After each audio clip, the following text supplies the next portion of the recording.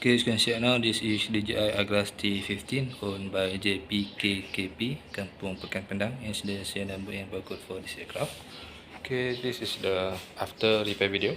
I will show you the condition of the aircraft. Okay, after we done repair.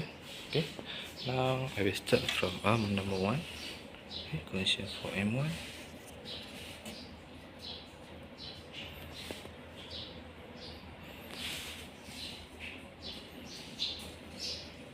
Okay, and now this is the M2.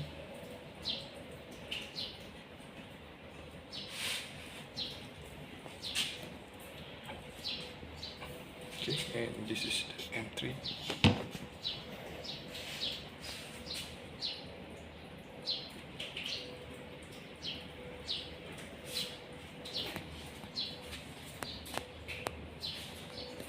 And last, this is the M4.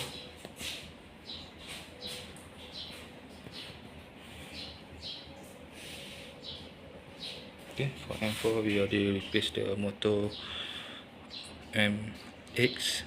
Okay, and we replaced the arm hose for boost M3 and M4. Okay, snare cable and additive cable. Okay, now sudah broken part. Okay, sudah motor for MX.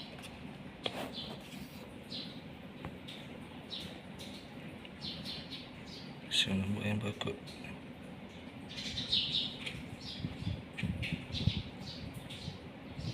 Okay, macam tu.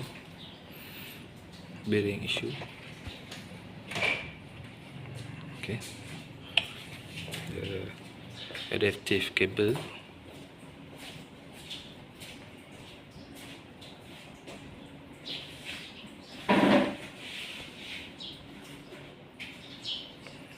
Okay, pump signal cable.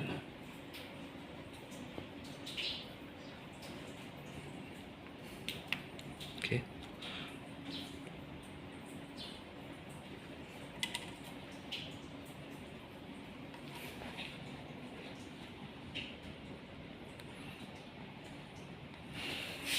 now go to the RC. Okay, you can see now this is the user info JPKKP Kampung Pekan Pendang. Okay, aircraft RC for version, also the flight controller serial number, battery serial number. Okay, aircraft detail.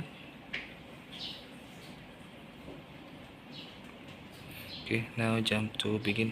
No more liquid payload. Okay, as you can see now, Land and refill. no major error bapa anda access screen. Fasten all arm locks securely to prevent potential safety risks. Okay, you can see the FPV also functioning well.